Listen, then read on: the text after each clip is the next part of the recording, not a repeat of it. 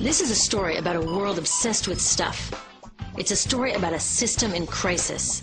We're trashing the planet, we're trashing each other, and we're not even having fun.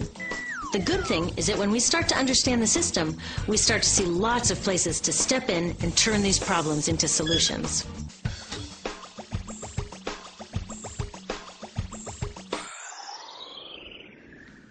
Can I tell you, I love my Pantene Pro V. Of the dozen or so personal care products that I use every day, it's the one I can't live without. It says it gives my dull hair the ultimate cool shine. How does it do that? I was wondering that while I was lathering it in my hair one day, so I read the ingredients right here. Sodium lauryl sulfate, tetrasodium EDTA, methyl isothiazolinone. What is this stuff? I took this list to some scientists who know how to read it. Turns out my Pantene contains a chemical linked to cancer. And lots of other products in my bathroom, from sunscreen to lipstick and even baby shampoo, also contain chemicals linked to cancer or other problems like learning disabilities, asthma, and even damaged sperm. Like most parents, I try to keep my family safe. But now I find out my bathroom is a minefield of toxins? What are we supposed to do? To find out the answers, we have to go back to one of the key features of our materials economy: toxics in, toxics out. If, at the factory, you pour toxic chemicals into a product, like baby shampoo, you're going to wind up with toxic baby shampoo, and toxics in workers, communities, and, babies.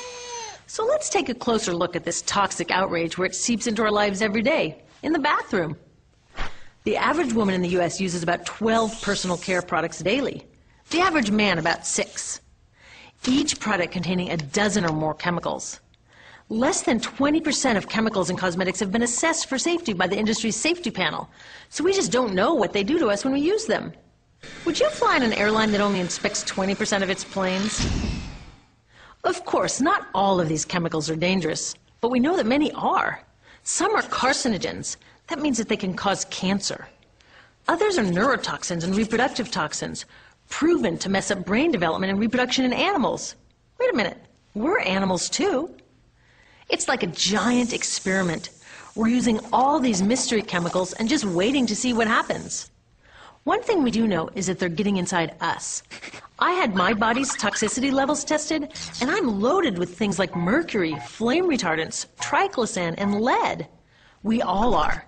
Even babies are being born pre-polluted. Now, I know we can't live in a lead-free world, but do we have to put lead in our lipstick? I don't know. Maybe it's my fault. Maybe I just bought the wrong thing. At the store, the choices seem endless. I can get lipstick in 49 shades, or shampoo for hair that's too dry, oily, fine, limp, or frizzy. But what about the choices that really matter, like the choice to buy products that are safe? It turns out the important decisions don't happen when I choose to take a product off the shelf.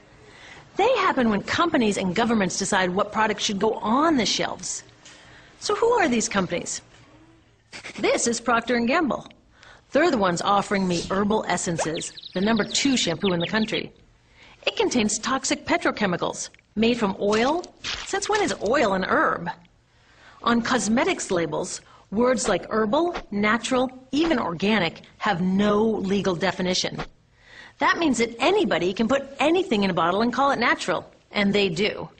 I mean, can you imagine a top seller called Petro Essences? Gross. What's even nastier are hair relaxers marketed to 5-year-olds and skin whitening creams. These are super toxic, both in their ingredients and in the message they send about what beauty is. Oh, here's Estee Lauder offering me a chance to help find a cure for breast cancer. That's nice. But wait, they're also using chemicals linked to cancer. Don't you think the best way for Estee Lauder to fight cancer is to stop using those chemicals in the first place? So really, I get to choose between meaningless claims on a bottle. But these guys get the real choice about what goes into those bottles. And that happens back here, at the factories where they're formulated. Why do the makers of these products use all these toxics? Are they trying to poison us? No, they're just working from a 1950s mindset when people were totally swept up in better living through chemistry. In all that excitement, they forgot to worry about human health impacts. That was years ago, and they're still using these same old toxic chemicals. Today, big cosmetics companies say the doses of poison in their products are small enough to be harmless. Yeah, maybe if you use them once a year.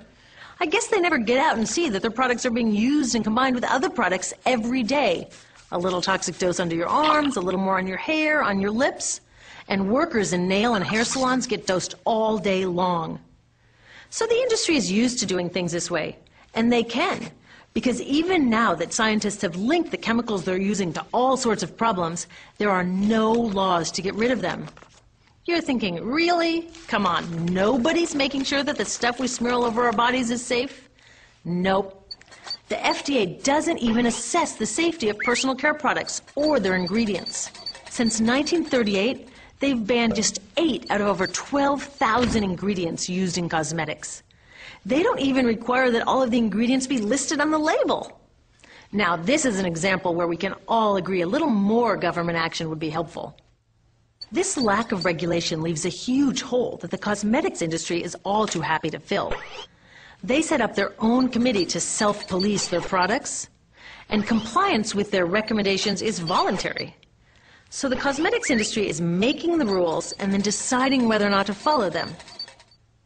So you see, it isn't our fault that these toxic products are in our bathrooms. It's a whole broken system that's ignoring the simple rule: toxics in, toxics out. But we're not helpless. There are resources online that we can use to protect ourselves by identifying the best possible choices in the store.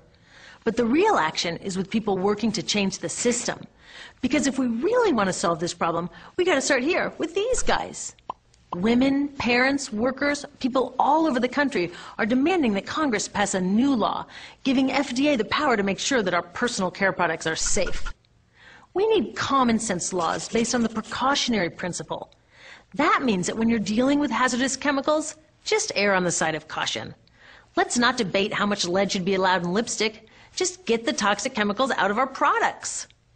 Smarter laws would force companies to get past that old 50s mindset and figure out how to get us all clean and shiny without toxic chemicals.